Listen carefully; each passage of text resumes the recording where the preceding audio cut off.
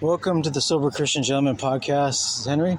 I decided to do a podcast on PMAs, or private membership associations, give a little bit of history about it, give some concepts that people are, if you're not familiar with it, I'll give you some background, explain a few things, and kind of explore the concept a little bit so you can get a general idea. So it's kind of fun to go look into and research.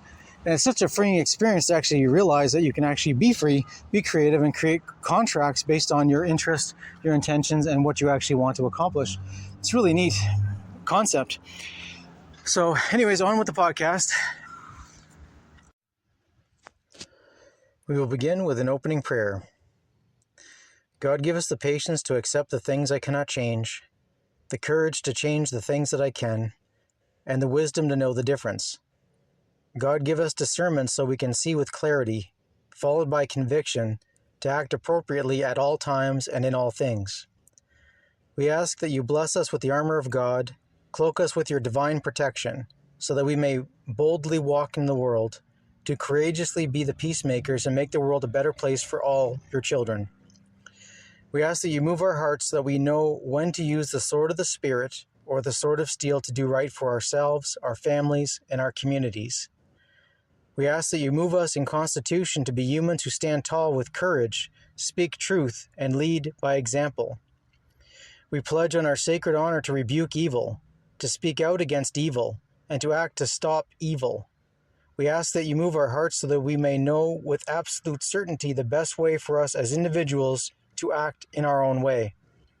In the power and in the name of Jesus Christ, we banish all negative entities, all evil spirits, all demons from our presence immediately. In the name of Jesus Christ, we command you, we compel you with the power of the Most High God to leave our presence for now and forever. Do not return, go now. In the name of Jesus Christ, we express with our full intention, with our freedom of choice, this area is now declared with the authority of Jesus Christ unequivocally, absolutely, totally clear of all evil entities, spirits, and energies. We say these things in Jesus' name. Amen. I thought I would do a podcast on PMAs, or private membership associations. Now, what's so interesting about PMAs is that most people have a difficult time wrapping their mind around this process because it's so freeing that it seems like it can't be real. And the history behind PMAs is very interesting because most of what we know as the Western world is actually based on PMAs, or private membership associations. Now, since the times of old, when there was kings and queens running everything, what they did was whatever they wanted to. Their word was the law. If they commanded you die, you died. If they commanded you be wealthy, you were wealthy. If they said you're untouchable, you're untouchable. Now, what ended up happening was, over time, there was a delegation of power that happened because these kingdoms became very broad, with a lot of people and a lot of things going on. So the kings and queens started delegating different jobs to people that they knew, people that they thought they could trust, or for whatever reason, right? And then eventually this became codified into these private membership organizations. And then there's some of them that people are familiar with. Recently in the news, there's a company called, what's it called? The Hudson Bay Company. So the Hudson Bay Company was actually a PMA that was granted a right to conduct business in a place called Upper Canada. Upper Canada was this territory that was what we know as today, but it was the northern part of Canada that was called Upper Canada before it was actually a country, before it was even a kingdom. It was just a spot on a map for a while, and it was generally called Upper Canada, and there was these other places that were called other things. Upper Canada ended up becoming transitioned over to the province of Ontario over a period of time. But for a long time, there was this giant area called Upper Canada. And Upper Canada, before it became Upper Canada, was actually called the Hudson Bay Company Holdings. So essentially, this private company that was authorized by the King of England had unlimited jurisdiction to do whatever they wanted in this area called Hudson Bay. Now, there is a geographical location known as Hudson Bay. It's interesting to actually look it up on the map. And it's a really interesting feature in this territory or realm called Canada. Because if you actually look at it on the map, it looks like a meteor punched a hole in the middle of the area called, in Canada. It looks like a giant meteor hit and made this giant sinkhole. And that's called the Hudson Bay. So, anyways, this group was actually authorized by the King of England to go basically turn wildlands, what they called it, into profitable enterprise. So what they started doing was they set all these campaigns up where they started actually going into the fur trade, where they went out and they were actually picking up whatever furs they could. So they basically would get these frontiersmen to go out and just find whatever animals they wanted. For a while, beavers were a big thing because the pelts were very soft and it was kind of luxurious and it was kind of exotic for the people of Europe. So the Europe, nobility really liked having these things called beaver furs because they thought it was very exotic and cool, and the tails and whatever. So it became a fashion thing, but there's a lot of money in it. So these guys who are these frontiersmen would actually go out in the middle of the wherever, and they would just hunt down these animals, whether it was beavers or foxes or wolves, whatever they were hunting. They just go out and just take whatever they could, skin the animals on site, and then bring back these giant loads of furs that would be brought into boats and then sailed back over to Europe from the place we call Canada these days. Back then it had many different names, and it changed during a period of time. It changed names repeatedly because there was a point where the Kingdom of France had big territorial ownership, and then there's a period where the Kingdom of England had territorial ownership, and whoever owned it named it. And there's all kinds of fighting going on, and the true history is very complex. So the important thing is that this designation of a private membership organization was originally a crown grant from the thing called the crown. Now, the crown, like I've said in another podcast, is not just it's not just the crown on someone's head. It's not just the thing called the kingdom. It gets very complicated, and there's a lot of elements to it that are really fascinating to study when you study history. What's important about this is to understand the concept of the private membership organization or private membership association came from this concept where the king could just designate his people, whoever they were, to go do something, and they were the only ones allowed to do it. They were given authority of the king to do that thing, and anyone else who tried to come in and do that thing was not given authority. And over the years, this thing, because when they changed from the kingdom system into the nation system, there needed to be more of a opportunity for people to participate. So in the entire area that was known as the British common law, that was the worldwide empire that was England, that then broke up into many pieces, that became the Commonwealth, and then slowly, it's on the surface, it retracted. Really, it's all interconnected through secret service kind of intelligence operations that are all connected in a very complex web. The empire is still there, just beneath the surface. So anyways, as the kingdom concept, faded, and they started bringing the nation state, which is the transition period to the one world government, they popularized the concept of the private membership association. Now, this private membership association concept was used in many different ways. it's in plain sight. It's just you never hear the words that describe it in a way that you would recognize what it is. So as an example, in the United States of America, all the political parties, which is only two that really matter, the Republicans and the Democrats, both of them are private membership associations. Now, they used to be the same one. So many years ago, it used to be the Republican Democratic Party. Republican Democratic Party was one party. And then they split into two. That's why they have this weird word called Democratic Party. Democratic Party doesn't make any sense. It should be the Democrat Party. But the reason why the Democratic Party is there as a name is the holdover from the legacy of that history of the concept of the Republican Democrat Party, or Democratic Party. So it's really interesting actually going down these little nooks and crannies of history and seeing how this stuff plays out. And when you actually realize that, then it makes more sense these days. Now, what's interesting is these both parties were actually private membership associations. And as private membership associations, they can do whatever they want. They're actually not held by the Constitution. They're not held by any other authorities to actually be able to expel anyone from their membership. So people who are that run contrary to the Republican Party can be kicked out of the Republican Party. They have no right to be there. Just because they're American doesn't mean they have a right to be part of the Republican Party. Just the same thing with the Democratic Party.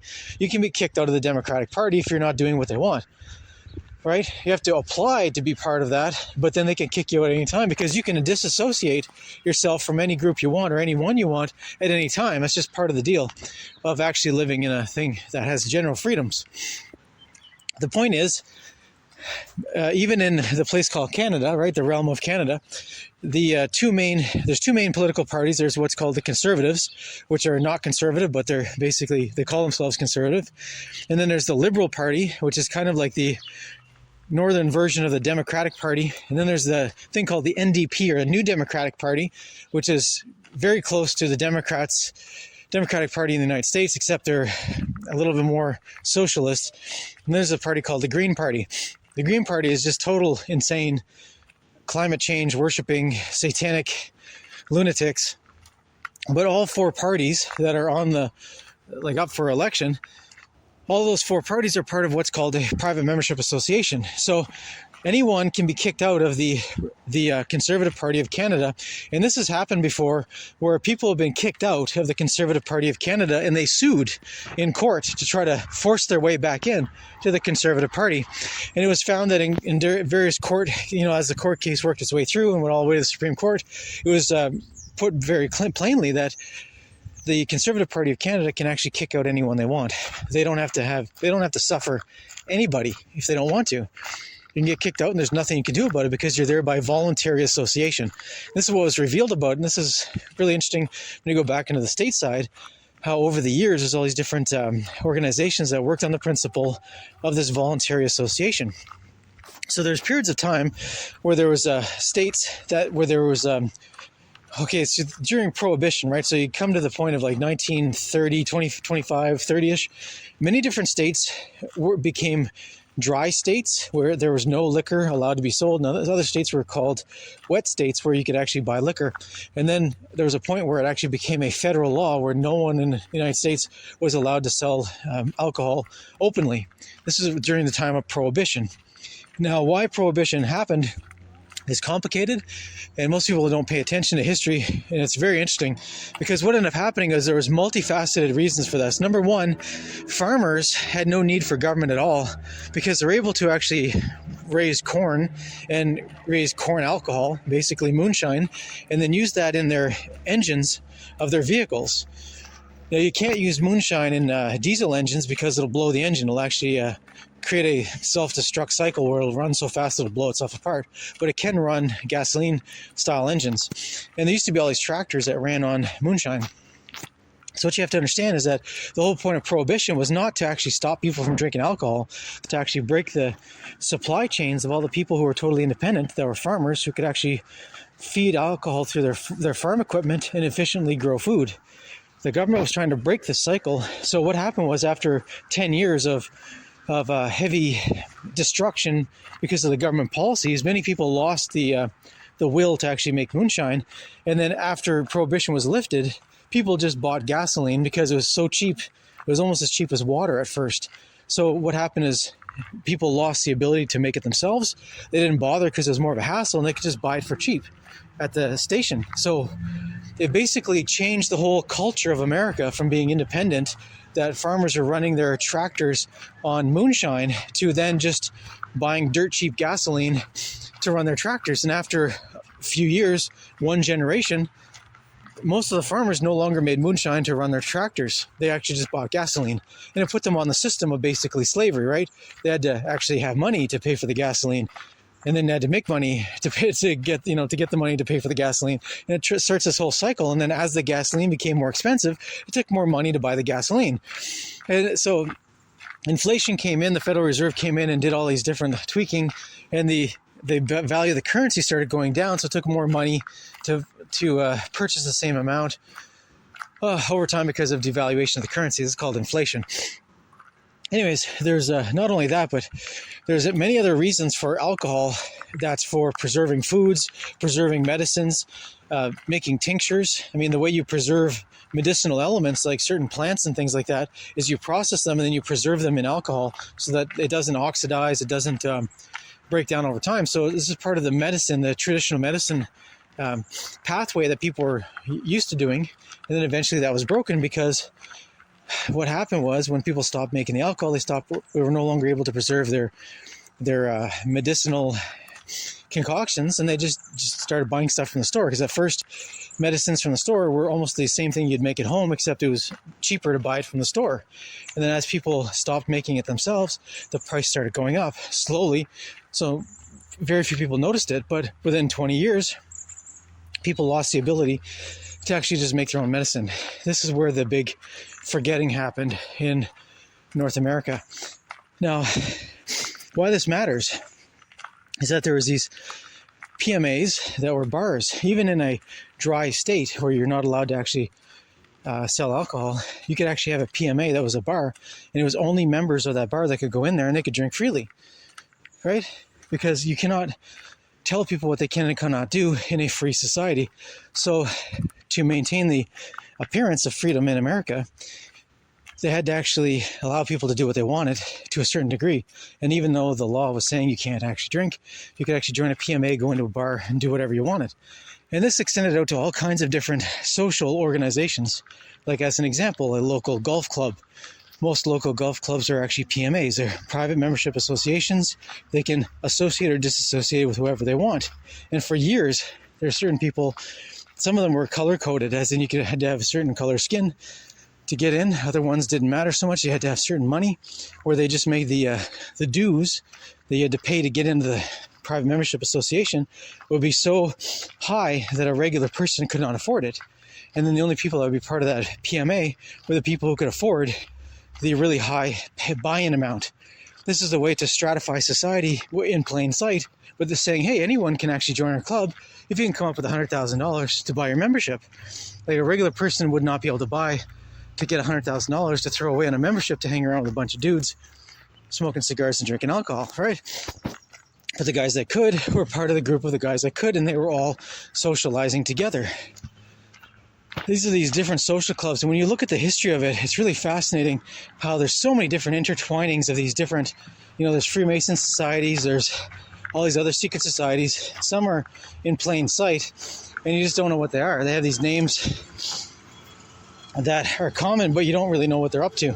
So anyways, when you start studying this concept, it's really got an interesting history. It started way back when the kings and queens were doing their things. They had their private clubs. In the United States, they had one of the oldest ones at the transition between the Revolutionary War and afterwards was called Hellfire Club.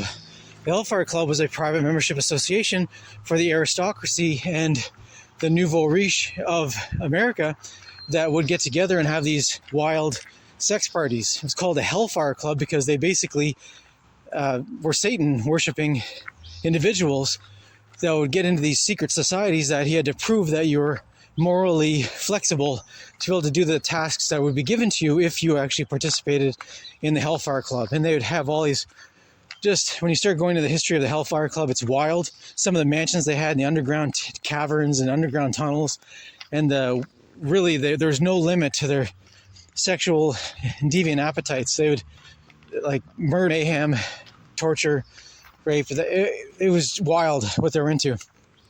Anyways, without going dark on this thing, the point is that there's all these different PMAs, private membership associations, that are through history of North America and European history. There's still many today. So many different science societies were these PMAs, where you had to be the proper breeding. Like in England, there's a lot of these scientific societies that were basically social clubs for men, but you could not get into them unless you were actually the proper bloodlines. You had to be related to somebody by blood who actually mattered, which meant you're a step away from the royal family or some royal bloodline somewhere. And that's how they kept out the riffraff. They thought of it, and there's all these different instances, and to start going through the list, it's pretty exhaustive. I mean, some of the first universities were private membership associations. You cannot get into the university unless you had the proper bloodlines. The first law societies, like the law society that started off in England, in the city of London, was actually a PMA. It was a private membership association, and the only way you could actually gain entry was to gain favor. To basically pledge your allegiance, you had to be of the right stuff. At first, you had to be a bloodline relative of different royal families to even be a practicing lawyer, part of the law society. And then eventually, they had to loosen those rules, and then anyone could become a lawyer, but you still had to pass the bar. And the bar is BAR, British Accredited Registry, is an acronym many people know. If you're a historian, you kind of look into that stuff. And the bar used to be a physical bar where people get drunk and hang out and socialize. And then eventually they had this acronym to the double entendre, so you could hear two things at once, right? If you said, did you pass the bar? Well, does that mean you're accredited, you're British Accredited Registry? Or does it mean you just got wicked drunk at that time and they swore you into the secret society? It gets very convoluted very quick.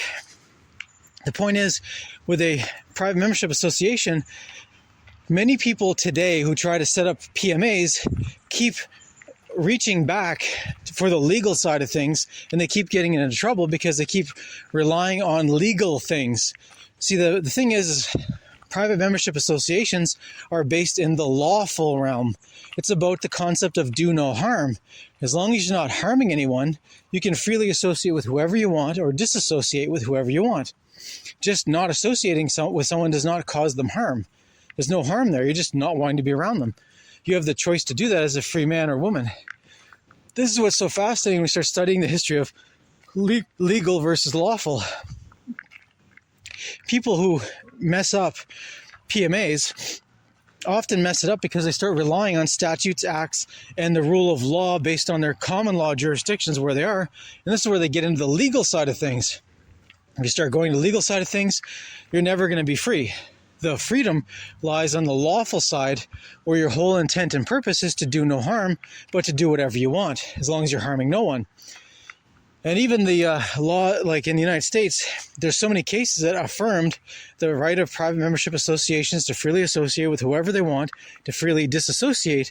And as long as you're not doing any, the wording is really interesting how they had some term for it, where as long as you're not doing some great evil, the way they codified it was, as long as you're not doing some great evil. And it's like, wow, that's kind of the opposite of do no harm. They're basically saying, don't be evil. It's just a different way they said it at the time, which is kind of interesting.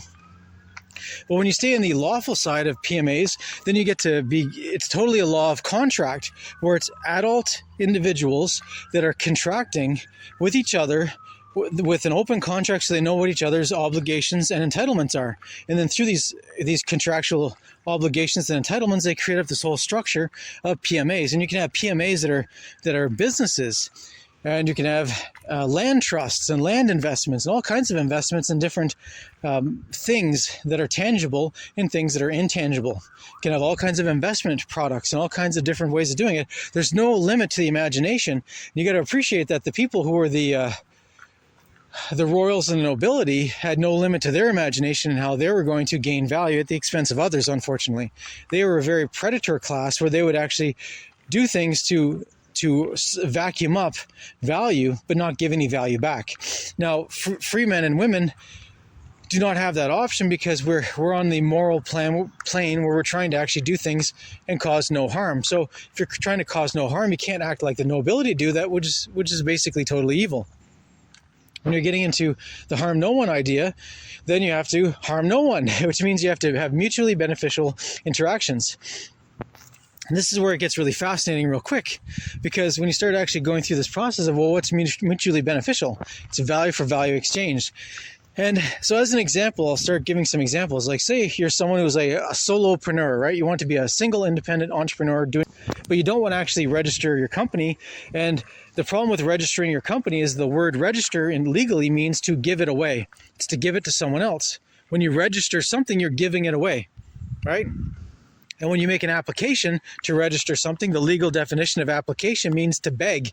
And the implication of application means the beggar knows what they're begging for. Otherwise, why would they be begging for something? Whatever it is, right? So it gets down all these like new innuendos and nuances, legal definitions, and it gets really interesting very quick. So that's why you got to stay out of the legal side if you want to be free as much as possible. On the lawful side, it's really simple. Harm no one. It's easy. It's actually pretty easy to do. So someone who wants to actually be a solopreneur to create a private membership association, what he does, he has a contracts where he basically creates a declaration of intent for his PMA.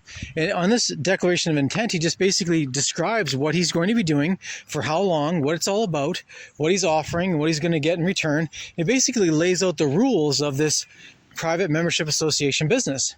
And it basically creates the different offices within that PMA. So he'll actually create an office for himself where he'll be the director, he can be the president, he can be the emperor if he wants. He can actually just pick any name he wants to designate the office that he's creating, and then describe what his duties and obligations and entitlements are. And as the president of his PMA, he can actually be the one with sole discretion to decide where the resources of the PMA go, what investments they're going to make, what timeline they're going to do anything. He can decide who to hire and fire whenever he wants. He can have all of those powers, and then other people can be contracted to be clients, or they could be whatever name you want to actually designate the person who is actually the individual who's actually purchasing a product from him. So say he's selling dog leashes as something simple, right? So he manufactures these dog leashes on his own, and then he markets it. And if you want to buy a dog leash from him, you cannot just buy it from him. You can't just give him a value for value. You can't just give him a gold coin or a silver coin or a stack of dollar bills. What you have to do is you have to become a member of his private membership association. To do that, you have to sign a contract. And this is where he drafts a contract explaining that if you want to buy his product, you're actually agreeing to exchange value for value in the private side. And the reason why you have to have contractual agreements between the people selling the product and the people buying the product is because everything has to be declared overtly. Everyone knows that this is a completely private transaction, and no one can be mistaken otherwise.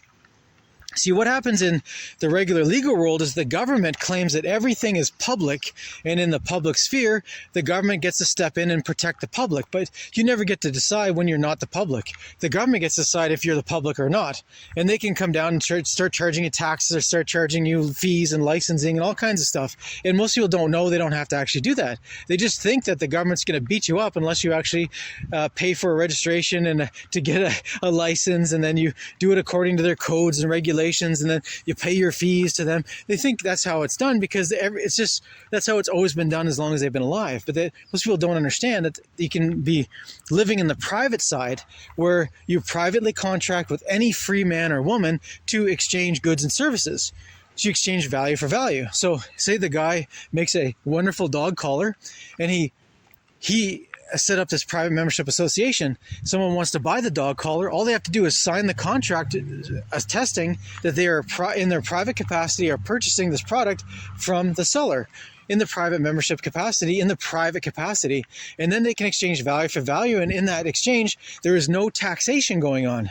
There's no taxation, there's no regulation, no one's actually intervening in what's going on because this is a free enterprise where two adults of free will can exchange value for value in however manner they wish. That's what they do. They're exchanging dollar bills for a dog collar, or gold coins for a dog collar, or silver coins for a dog collar.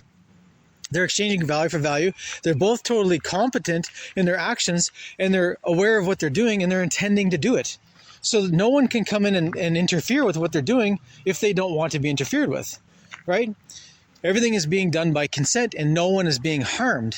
And then you can take the same concept of selling dog collars, and you could be selling food. You can set up a private membership association restaurant, but the only people that can eat at that restaurant are private members who actually sign a contract to be a member, and then they can exchange value for value with the organization. And there might be contracted cooks who actually prepare the food, or they prepare cookies, or they prepare whatever. I mean, they could even be selling, it could be a vegetable stand that's a PMA, private membership association. And there's many farms that are actually starting to do this. They're actually have a membership only, where you have to pay to be a member, and then as a member you're going to get X amount of food per week delivered to you, or you have to go to a pickup location. And this is the way that these farmers are actually getting rid of the government as the middlemen that make everything more expensive, that make everything dysfunctional, that interfere with everything people are trying to do. And instead they have a private membership association where only members can buy the food from the farmers who are supplying the food to the members, right? So everyone's a member, and they're exchanging value for value, whether it's dollars or it's whatever. It could even be a sweat equity thing, where they're investing the time and energy to volunteer for the farm, to provide labor to the farm for 1 week of the month or whatever. There's all kinds of really creative ways to do this. When you start studying this really interesting field, you see all kinds of businesses that can happen this way. You can be selling anything you want as long as you're harming no one. This is the whole point. Harm no one. It's a great endeavor. It's a great target to go for. And when you actually start going down this line, there's many different businesses that can happen. The main aspect of it is to be in the private side, or you're in your private capacity. Everyone knows you're in your private capacity. You're declaring it, and you're conscious of what you're doing. This is where the strength happens and the value can be had, because you're not wasting your time in the public side. In the public side, this is the thing that's being controlled by the government, because they're claiming control of the public. They're claiming, in the interest of public, in the public interest, they need to regulate, they need to license, they need to insure, they need to say that to do this, that, the other thing, you need to have all these, you have to abide by their rules. And if you don't abide by their rules, then they're going to cause you to be, there's going to be negative consequences for you. Either you're going to be arrested, or you're going to lose your license, or you're going to pay fines, or you're going to do time in jail, all kinds of things if you violate their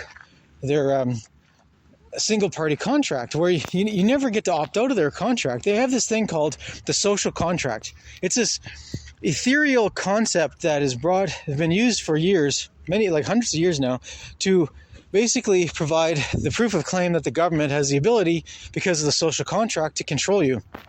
What's amazing is the social contract has never been written down anywhere. You can't find a copy of the social contract. You can't find it anywhere. I've asked, I've looked, no one can find it, but yet they talk about it in court. And all these different entities use the social contract as an opportunity, an excuse, a reason to actually try to control you and keep you from actually being free. When you actually start realizing what this thing is, it's just a method of control. The way to escape the social contract is to actually have a tangible, real contract where anyone can read it. You're acting in full transparency and legitimacy on your natural foundation of law, right? You as a free man or woman have the ability to contract with whoever you want for however long you want, in whatever way you want, as long as you're not harming anybody. This is what's so beautiful about the private membership association. It's so simple, and the contracts can be so diverse and so multifaceted and so creative. As long as everything's written down and everyone knows what their obligations are or their benefits are, it gets very interesting, because then you dovetail over into the trust structure, where items of value can be held in trust for all the people who are part of the PMA.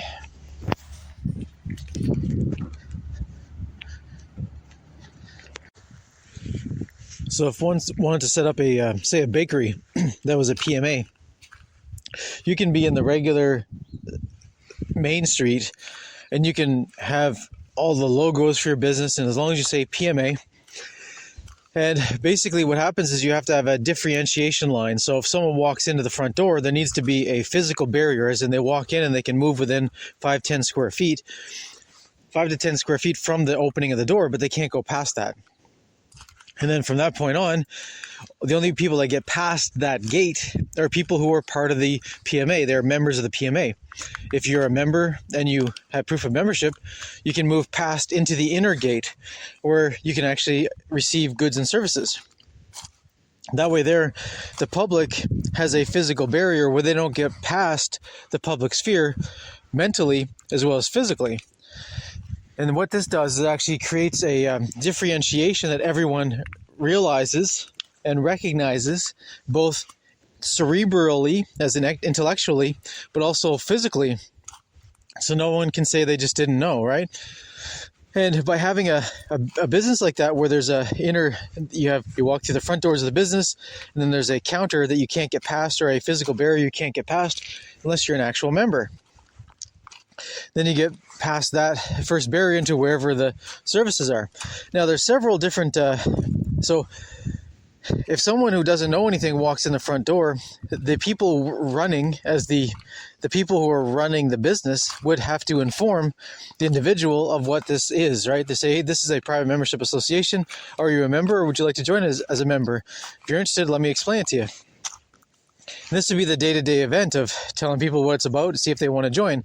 And to join as a member, you have to physically sign a contract. Physically sign the contract is the part that shows your intention to manifestly join, with your full consent, this private member association. And because this is all contractual law, by way of consent, without a contract, you can't actually know what you're signing up to.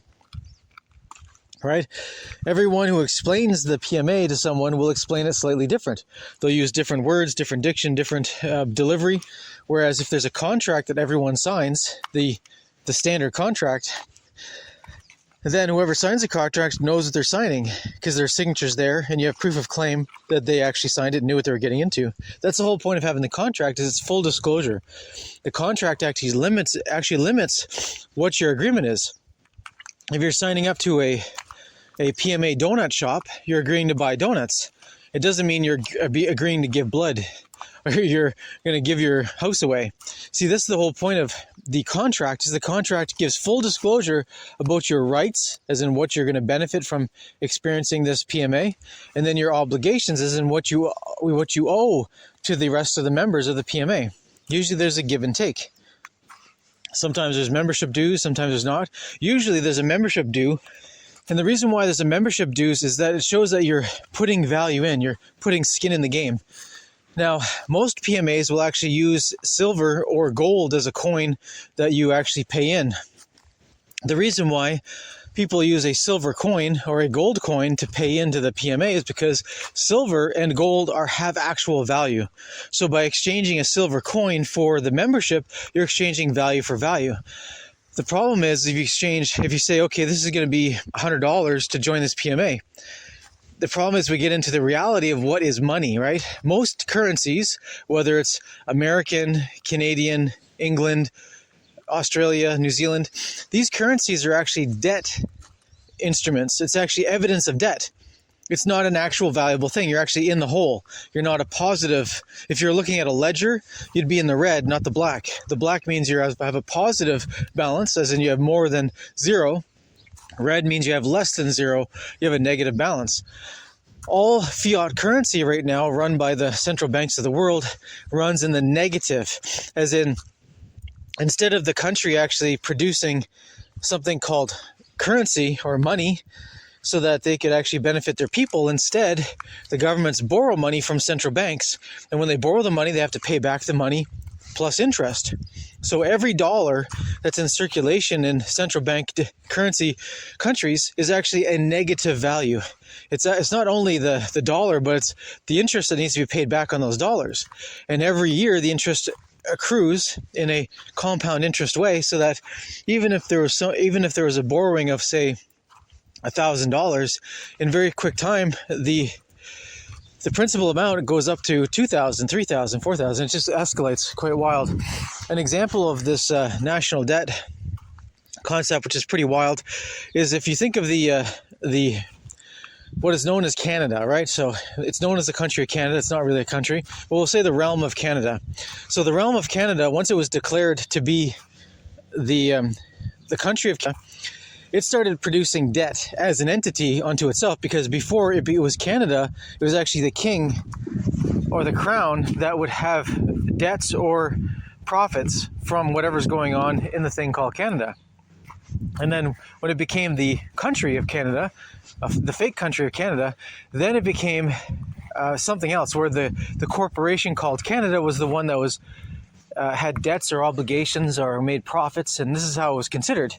And at this point, this is where it gets kind of interesting, because what happened was, at this point, the government, which is like a corporation, was the one that was actually accruing the debt.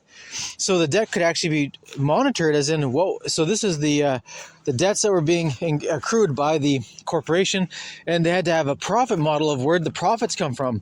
At first, they started with different schemes, right?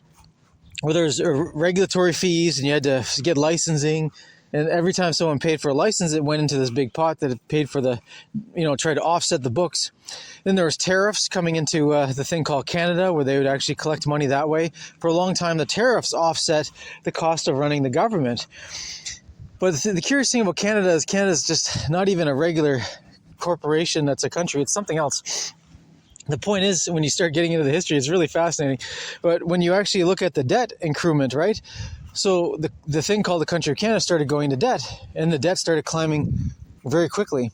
And it went from zero up till, so from the beginning to about, let's say, the 1950s, right?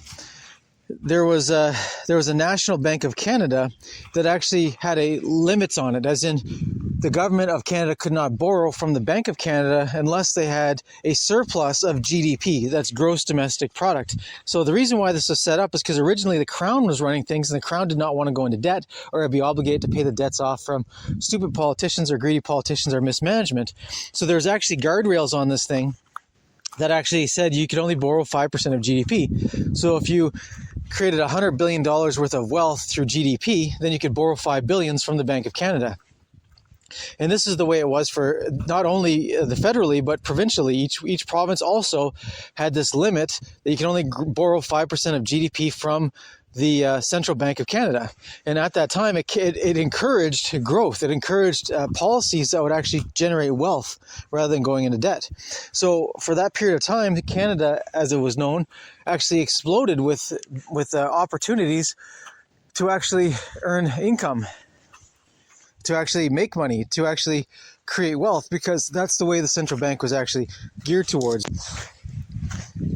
So to make sure that the Crown did not get on the hook, they had this policy to generate wealth and to generate income, and it encouraged everyone involved. All the participants were actually together realizing they can only borrow money for growth if they created growth from what they had. And the more they had, the more they could grow. It was a cycle that was a feedback loop that created a lot of wealth very quickly.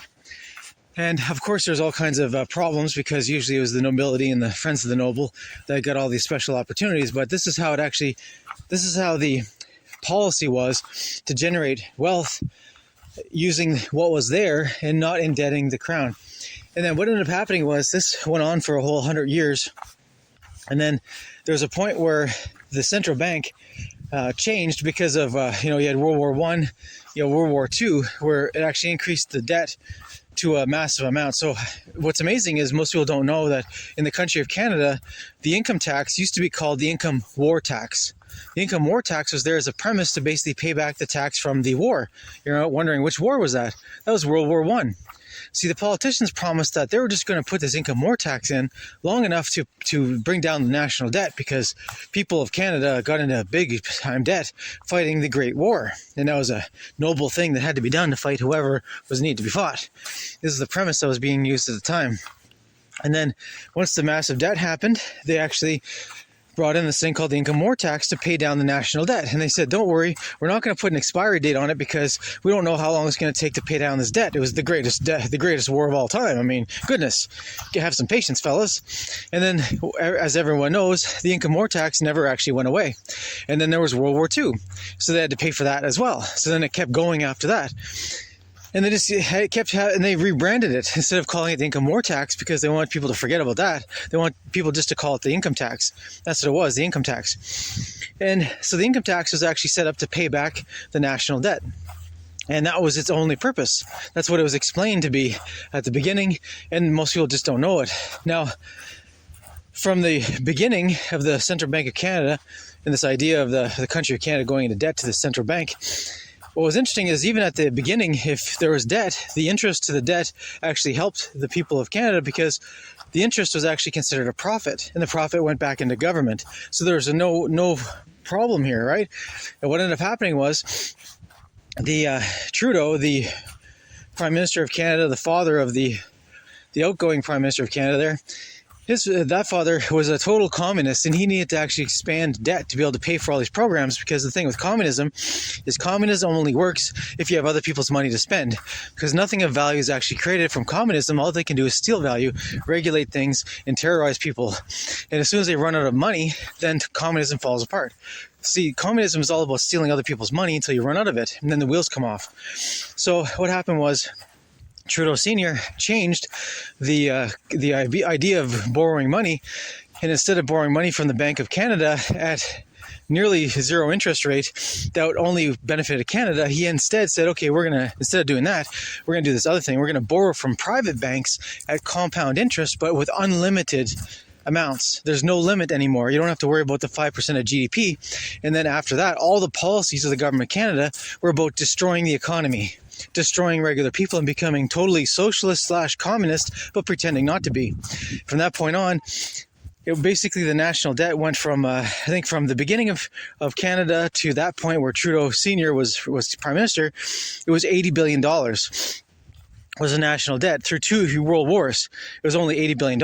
And then after 20 years after Trudeau, the debt ballooned to $800 billion.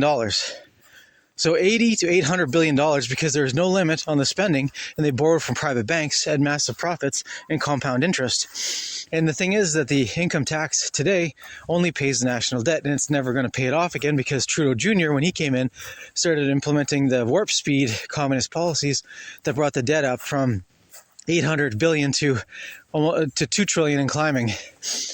And there's no brakes on it at all. It's pretty amazing to know this. So you can see how if you're exchanging value for value, you need to actually have something of value to exchange. Money is actually a debt. It's a negative value. Every dollar that's actually printed has interest attached, and you can never pay back the debt because there's never enough dollars to pay back all the original principal plus the interest. This is the debt entrapment scenario that has been used again and again by the powerful to enslave the masses through debt entrapment. And various governments do this in various ways across the world. The CCP, the Communist Party of China, does this debt entrapment all across Africa and South America.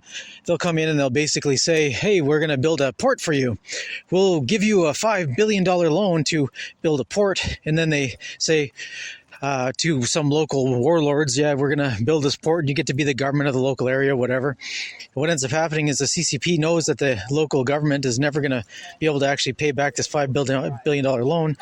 So the CCP actually builds the entire $5 billion port with giant, machinery and everything. But the people who can build it are not local because no local people know how to do it. So they bring in all this labor from China. And they end up creating all these little mini Chinatowns all over Africa where all the signs are written in Mandarin. The local government is all Chinese, and they're all basically these little working enclaves. And after the project is completed, then they need more Chinese to basically run the thing because the local Africans have no idea how to run the machinery or how to maintain anything, or they have no idea, right? So now you've got this giant port that's run completely by the Chinese Communist Party because no one local knows how to do it, and they're not bothering to train anyone local. And then it comes time to pay for this debt. And what eventually happens, and it always always happens is that the local government guys don't have any money, because it turns out that there's nobody actually making money in the area. So they default on this $5 billion debt, and China, the CCP says, okay, no problem. We're just going to take over this port, and we're going to run it like it's ours. And this is how the CCP basically gobbles up territory all across the world, all across Africa, South America, Asia. They do this debt entrapment where they come in, they say, we're going to build this beautiful project. Don't worry, we're going to front you the money you need for the $5 billion project. It's going to be beautiful. It's going to make money for the local area. It'll all be wonderful. And then the local people have no idea that they have no idea, and they always go for this nonsense. And then the local people who are making the decisions get bribed and blackmailed into letting this thing go forward. After this thing goes forward to a certain point, the CCP come in and just call in their debts. And then everyone basically gets stuck with this debt. And then the local corrupt officials just hand everything over and then keep getting their bribes and blackmail. This is how the CCP is spreading across the earth. So anyways, this debt entrapment is nothing new. The British used to do it with the British Empire, and then CCP is doing it. All these different empires used to do it with whoever, right? They would basically come into an area and they would basically colonize it. They would set up, fishing industries or smelting industries or manufacturing or whatever. And then the local people could never have the technical expertise to actually run it themselves. And the empire was running it for themselves. And then it just is how it went on for years and years and years. So anyways, the point is with the PMA, you need to actually exchange value for value. Whatever the value is, it's got to be something tangible. And that's where gold and silver coins actually come in as something tangible. Sometimes you can have an equivalent where you basically say, we want to be a member of this PMA, you're going to give the equivalent of one silver coin. But the silver price actually goes up and down. The point is that you say the equivalent of a silver coin because that's actually something of value, but you can actually take less than that, as in a $20 bill rather than a $50 bill. Whatever the value you put on the coin of the day basically just locks in the value that the sentiment is. If you had a gold coin, well, not a gold coin because that'd be way more expensive, like $2,000, but a silver coin would be, $50, but you're willing to accept $20 as if it was a silver coin equivalent. So you're actually giving something of value. It's as if you bought a discount silver coin. So instead of actually looking to the right, giving $20 to a guy who gives you a coin, and then you turn around and give the coin to the PMA just acts as the middleman to basically take a $20 value as if it's a gold coin. Or a silver coin, sorry, I keep saying gold coin. Gold coin is like, it's like a $2,000 coin. I mean, it's ridiculous. The difference in gold and silver prices. The point is that you can actually cut out the middleman. And some people actually do it where they only deal with silver coins because they want to be purist about it. And that's totally fine. But in practicalities, if you're dealing with online, dealing with distances, then you might have to actually deal with the equivalents. So it's an equivalent of a silver coin. It's as if you're buying a silver coin from someone and then turning around and giving the silver coin to the PMA as your value exchange for value. This is how you get around the concept of actually exchanging value for value. Because if you just gave $20 bill, that's actually not $20. It's actually a debt of $20 that someone has to pay back. And it gets complicated when you start looking into what the debt actually is. What is this $20 worth in reality? The negative value. Anyways, the point is that you need to have an exchange of value for value. Some people take cryptocurrency. Some people take other things of value that they see as valuable. And it's very kind of subjective because what one person thinks is valuable, someone else might not. You're right. 10 pounds of fish might be valuable to someone, but if you're a vegetarian, 10 pounds of fish has no value to you. Might be valuable, as fertilizer for the garden, but you've got to find the medium thing, the thing in the middle that actually everyone is universally able to understand it. That's a value for value consideration. That's how you actually create the gate where someone actually provides something of value for something of value. And what is valuable is a membership in the PMA is valuable. Why? Because this membership brings you around really great people who are like-minded. They're like you. They're trying to become more free. it's important to start understanding these concepts and start applying them and researching how other people do it. What's really neat is when you start going down this path and start looking at draft documents, many PMAs have many different contracts. The contracts are not set in stone. It allows for creativity, lots of creativity. Why? Because this is contractual interactions between men and women that are adults. They can write their contract however they want. There's no formula for this. All you have to do is have the stated claims of who's doing what, who's obligated, and who's entitled. What are you entitled to? By getting a membership, what are you getting out of it? Is it just the fellowship of the membership? Or are you getting something else? As in, is everyone who's part of a membership gets like a carrot once a month? You know, I'm saying that in jest, but at the same time, maybe there's a community garden that's part of the PMA, and this community garden will provide a head of cabbage and 5 carrots a month with the community garden. And as you invest in this PMA, in the trust, the value of the trust investment expands, you could actually have a community garden that's actually part of the PMA community. And you have people who are actually raising the vegetables, who are actually harvesting the vegetables and preparing them for market, where you can come in and grab it, or it can even be turned into all kinds of different other things. The point is that PMA allows this really great opportunity for people to become very creative about how they want to run their lives. There's no real formula about it. And when you're coming from a complete totalitarian state, it becomes difficult to imagine that you can actually just draft your own contracts based on your own will. This is a contradiction or a paradox where people who are used to being in a tyrannical government experience, who don't realize the tyranny of the government, they don't appreciate how much they've actually been controlled and how little choice they've actually had. But once you start considering the ability to choose your own contracts, you start realizing, wait a second, all these other contracts I've had no choice. I've not been able to modify the contracts. And then you get into this whole thing with legalese, the language of law that's written by lawyers, where every word is redefined, every word has some sort of weird kind of double entendre, where basically it's whatever you think the word is in law, usually it means the opposite. And I've done podcasts on the whole kind of legalese, and it's kind of a fascinating thing when you study the history of law, history of language of law, and why it's there.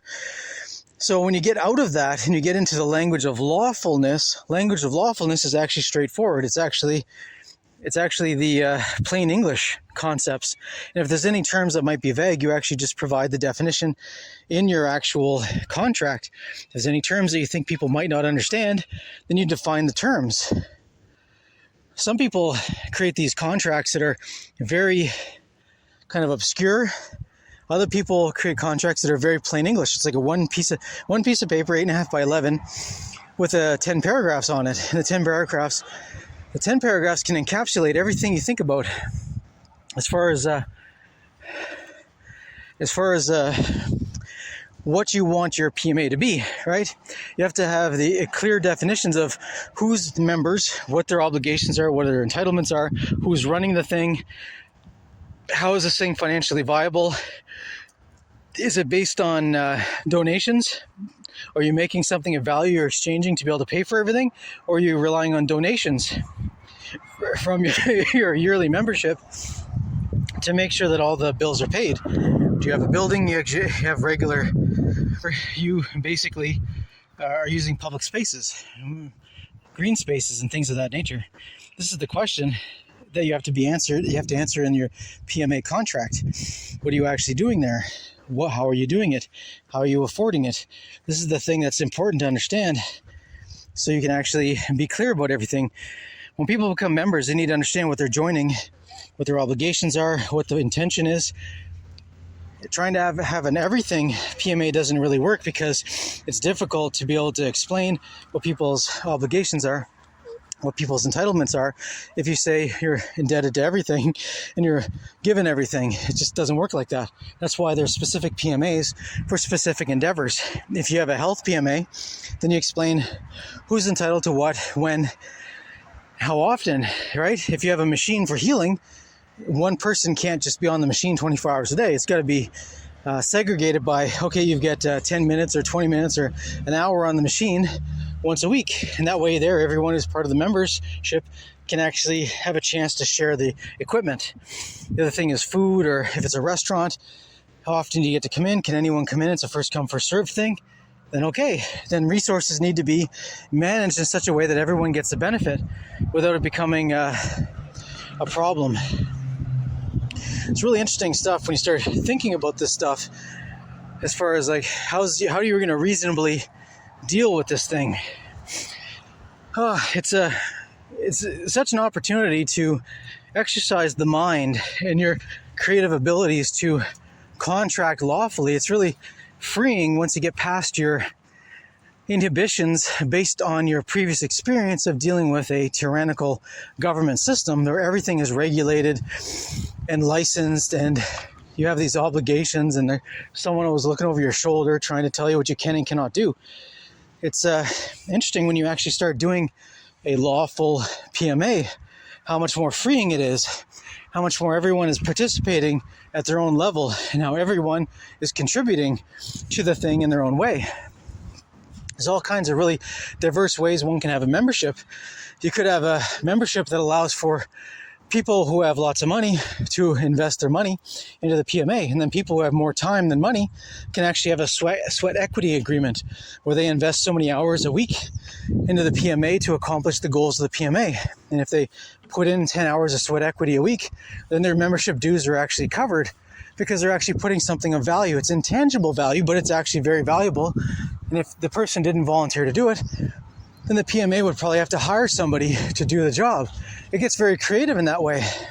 And I've seen other PMAs that are really kind of interesting. There's this one test that happened. This guy actually basically set up a store. What was really neat about the store was that he believed that the time someone spent while serving you in the store was valuable. It was an intangible asset, but it was valuable to the person who's serving you in the store.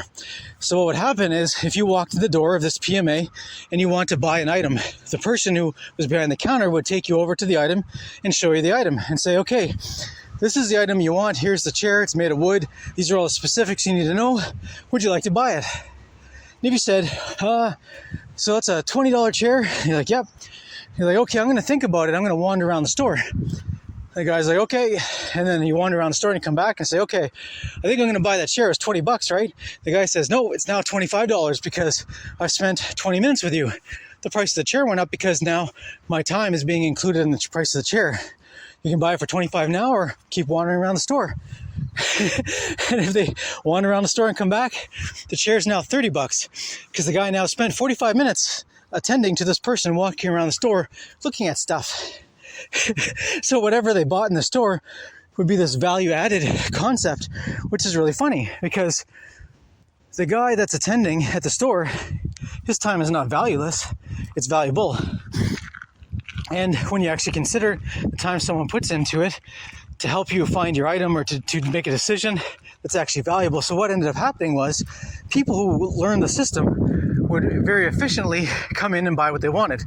They wouldn't waste anybody's time because they were paying for it because it wasn't a waste of time. They could come in and wander around for an hour if they wanted, and before leaving, they'd have to pay $10 for not buying anything. This is the PMA, the way it was set up. So what happened is the people who just had more time, more money than kind of anything else, will come in and wander around and pay $20 just to talk to the guy for an hour. Other people who didn't have much money would come in, buy the item and leave within 5 minutes because that was the most efficient way to actually buy the item of value without paying for the labor that would go along with someone showing the item. Really interesting concept that to be explored. There's all kinds of these really cool subgenres of PMAs where people experimented with trying to understand the value of time and energy and input. What is it all worth, right? What's it worth to you? And when people start appreciating your time because they're seeing the value go up, the more they talk to you, the more expensive it is to stand around, then they have to make a decision. Is it worth to them in dollars to hang around and talk to you? Or are they more worried about their dollars and they need to be efficient about doing the transaction to move on? The exploration of PMAs is really fascinating And there's all kinds of other things that were experimented with as far as like alternatives to cash. There's several different currencies that were created that were private currencies, where they basically, there's a couple I could get into, but there was one group that actually set up this in this particular town. It was a little art town where everyone came there as tourists to check out the art stuff. So what this town did is they set up their own currency for the local environment.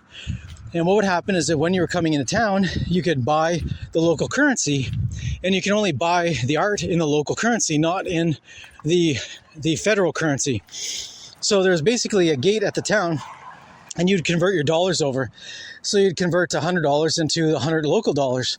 And then you could walk around with this 100 local dollars and buy whatever. You could buy ice cream, you could buy art, you could buy whatever. You can pay for things, pay for rides, pay for this and pay for that. When you were done, you can convert the money back to regular federal dollars. This is the agreement that you go in, you can spend it or keep it. And what they did is they actually had the art on the local currency was so beautiful that people actually kept the art, the local dollars as a keepsake, as a tourist attraction. They would put it on their wall, they would frame it because the art was beautiful. It was this local artist designing the local currency so that it was beautiful, and then people would hold on to it because it was actually valuable itself. What would happen is at the end of the year, say the local town churned out $100,000 in their local currency. Well, by the end of the year, when they tried to count up the money, they were missing $30,000. Why? Because people kept $30,000 in the local currency, which meant that the town actually had an increase of $30,000 in value because people never cashed in the old money. So every year they would print off $100,000, and then they would have an extra value where people were just keeping the money because it was cool. So the investment of $100,000 would have a return of $130,000 at the end of the year. And they kept doing this again and again and again. So the local community was enriched by the fact of just using local currencies in a way to actually enrich the local people. And when you actually went through this process, it was really neat. People were realizing, hey, that's a piece of paper with some art on it, but you can use it to exchange for value, buy services, buy food, buy whatever. And there's many different currencies that people have done these experiments with, and it's really neat, but it requires being part of the PMA. This is the contract, right? You show up to the town, you have to sign a little piece of paper, you get your cash out, and the agreement is if you want to exchange your whatever cash you have left in the local currency back to regular currency, you can. And many people just chose not to because it was an actual tourist opportunity to actually have a keepsake for the local currency. They put it on their wall, and it was every time they went back, the currency was different. Every year they revamped the currency, so it was beautiful and different. So anyways, this is the cool thing about doing local currencies with PMA as a concept. There's so many opportunities to do PMAs that are creative and interesting, and I can go into a lot more detail about it, but for this particular episode, I'm going to stop right there because this is a kind of a good point to stop it at. There's many different opportunities to do a PMA. Some of it is farming, some of it's business, some of it's just even tourism or even art stuff. And it's neat seeing the creative ability for people to actually come up with ways to apply this in ways that no one's ever done before, novel ways. When you start getting into an actual freedom experience and a freedom mindset, things become expansive, not restrictive. And for most people, it's such an opposite experience for what they're used to that it might be overwhelming. But this is what's beautiful about people who are actually freedom-oriented, regaining their sovereignty, their ability to choose, and then applying creatively the principles of a PMA. I'm going to wrap up the podcast right there.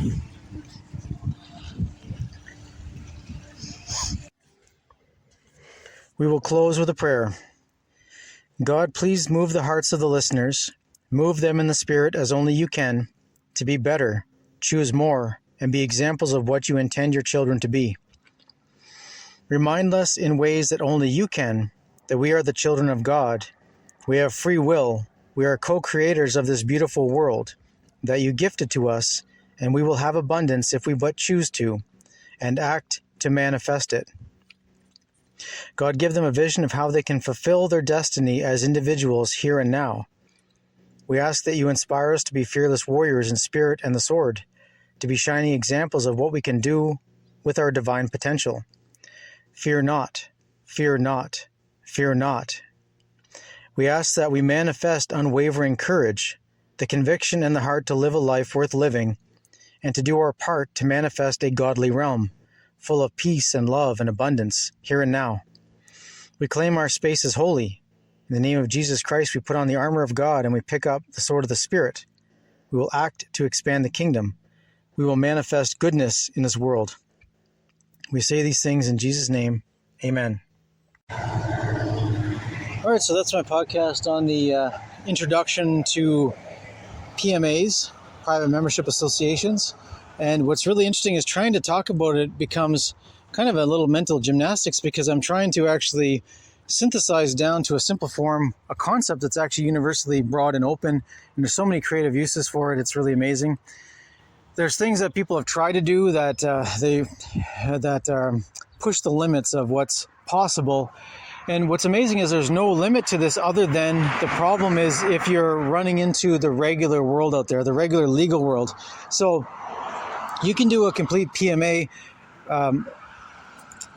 licensing system basically on an island, right? So if you have an island and you have a bunch of roads and stuff, and you can have a PMA thing where everyone who's driving on the island has a PMA license for their vehicle, which means you're not actually connecting to the government whatsoever. Just everyone has a group insurance so that you're all covering everything going on. So you can have 100 people paying certain amount of dollars a month that's going into a trust account that's basically allowing for, if there's an accident anywhere, whoever gets injured can be compensated by the pool of the trust fund that's actually there to provide insurance coverage for everyone driving their vehicles or traveling in their vehicles.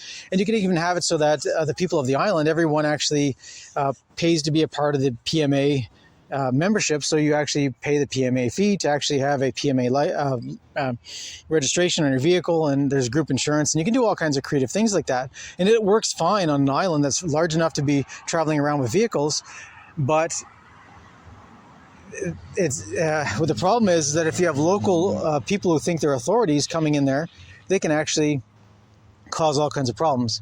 Because the problem that happens is that if you have set up a PMA group insurance policy and a group registration for your vehicles, where you have 100, 250 vehicles, all part of this group policy, that's all well and good. As long as you cause no harm, there's no issue in your little island. But the problem is that if you have other people who come onto the island that claim jurisdiction, this can cause a problem, because it's hard to explain to local police or law enforcement or whatever that you're not subject to their thing that they're doing, that they've been trained to do, trained to demand your registration and your license and your proof of insurance and all this stuff. See, they don't have a lawful ability to demand that from you, but they claim to have a legal ability to do that from you, and they claim that it's their job to do it because that's what they've been trained to do. So if you're trying to deal with a local policeman, it's very difficult to have him understand how you're traveling lawfully, you're not harming anybody, and you mean no harm. See, he doesn't understand the concept of lawful. He understands the concept of legal, which is what he's been hired to do and trained to enforce. And so when you start bumping into these legal enforcers, you're fighting a losing battle, because they believe they're legally immune from prosecution from causing you harm. They can pull their gun out and shoot you in the face, and they're not going to jail for it. Why? Because they're legally immune from damages caused by doing their job. And if they think their job is to actually enforce some legal this and that, then they're not going to be going to jail for it. This is what gets into this confusing thing about what's the legal and lawful experiences. Like, you can be living on an island with everyone on the island all being part of a PMA that's part of this lawful community and living a really great life, free. Everyone's interacting in a really great exchange with no issues whatsoever. The problem happens is when you get people from the what they claim is a larger jurisdiction, whether it's a local municipality or it's the state level or it's the federal level. You have these bureaucrats at these levels that claim to have the authority over you, and they've never been taught otherwise. They've never been brought into check to actually inform them that they actually do not have any ability to control you in the lawful side of things. The problem is they're dealing with the legal side, and a lot of them have egos. They've been brainwashed to believe that they're the ultimate authority. Don't question my authority. Right? These are the kind of people that will actually destroy you to maintain their premise of them being in authority. They even call themselves the authorities. But the thing is, if you never consented to them being authority over you, then they have no authority over you. But the problem is that they don't believe you if you say, I don't consent to you having authority over me. They just call that being belligerent, and then they'll just send someone to arrest you. Like, it gets into stupid times when you're trying to deal with these bureaucrats that are living in the legal world, where in the legal world they have authority, and in the lawful world they have no authority. So it's kind of like the example that if I was to tell someone, okay, here, I'm going to pay you $1,000 if you, for one day, pretend that you have authority over this other individual, and as long as you do not break character, and you do not agree with them at anything, in any part of their argument, if you do not agree with them and you maintain the lie that you have authority over them on tomorrow, I will give you $1,000. What's going to happen? So some guy comes up to the person who's going to be paid $1,000 to never agree with the person making arguments to them, never agree to anything, and they know that they're going to get paid $1,000 the next day. So what's going to happen? It doesn't matter how good the subject did, as in the guy who's making the arguments and the appeals to reason and the giving historical lessons of how things have become the way they are, and then the guy who's supposed to be an authority doesn't really have authority. I mean, you can talk to your blue in the face and have great arguments and have great presentation and be charming and be beautiful and be anything you want to be to try to win the argument. But at the end of the day, if the person who's supposed to be an authority is going to be paid $1,000 to never agree with you, what do you think's going to happen? If they agree with you, they get nothing. Why would they agree with you? And this is the premise that happens in the legal realm, where all the lawyers, the judges, the police, the local authorities that call themselves municipal or state level or federal, these guys are working in the legal side, where their authority, their benefits, their pay, their job, it all depends on them keeping along with this legal fiction. They cannot break character from the legal fiction, or they're going to lose their job, which means they lose all their benefits. They lose their pay. They lose everything that they had. If they just hold on to the lie, they keep it all. They keep the money, the power, the privilege, the false esteem in the community. So this is what we're dealing with when we're trying to deal with the lawful side, is we're dealing with truth and honor and honesty. And in the truth, honor, and honesty side, it's not very profitable for these, because the liars lie by moving wealth from one group to the other. They steal from one group, give it to another group. That's how communism works. They steal wealth and move it around to their friends. See, in communism is around until they run out of other people's money to spend, and then it falls apart. Right? Communism only works when there's some other group to steal money from, steal value from, steal wealth from, because communists do not produce anything of value. All they produce is terror, misery, tyranny. That's what they produce. That's their work product. So, and then one step away from communism is you have socialism. The next step from socialism, you have different levels of government where the government's controlling everything. Which you have fascism, and you go down the line. And then you have these places called democracies that are not. It's really fascinating to actually look into this. Like, is there actually democracy? No.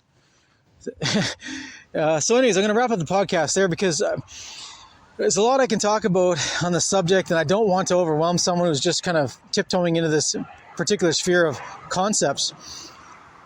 It's very freeing to learn about the lawful side of things. It's almost terrifying at the same time, because you realize that what you believed to be true a minute ago is not actually true at all. And the only reason we're getting along is by consent, right? The reason why you don't get smashed in your front end when you're traveling down the road in your vehicle is because the other person will be mutually assured in their destruction to run across the line and run into you. See, they're not going across the line not because there's a law. They're not going across the line because it'll kill them if they do. See, but there's a law saying you're not allowed to go across that line into incoming traffic. But people don't realize that the reason they don't come into incoming traffic is because they will die. But the people who are the lawful side, the legal side, the lawmakers say, see, we have these laws, and see, because we have this law that says you're not allowed to go into incoming traffic, people don't, and it saves lives. It's a complete false attribution. When you start going down this path of what is lawful versus legal, you realize that most of what is claimed to be legal is just smoke and mirrors. It's false claims. But then they claim to have the monopoly on violence. So if you don't actually do what they say, they'll beat you into the ground and kill you. And then claim that they're legally immune from prosecution, so there's nothing that can be done to to compensate your family or your surviving loved ones after you've been killed. It's really quite a mess. But anyways, I'm going to wrap it up there. Otherwise, I'll keep adding stuff to it. Thank you for listening. That's all for now. If you like this podcast, please like, subscribe, and share it with your network, because I'm being shadow banned everywhere. You can just imagine. So thanks for listening. God bless.